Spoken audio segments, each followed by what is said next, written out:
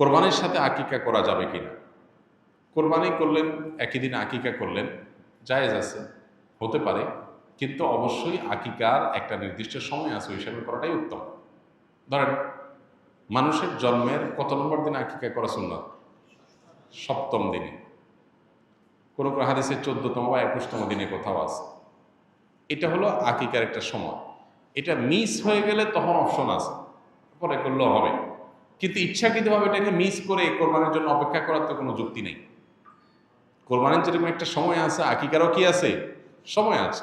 আপনি বিলম্ব করে ওই পর্যন্ত নিয়ে গেছেন, সেটা তো অবশ্যই একটা একটা ভালো কাজের লঙ্ঘন হলো, অন্তত মোস্তাহাবের খেলাফ তো অবশ্যই হলো। তো এটা অনর্থক সন্দেহাতীতভাবে।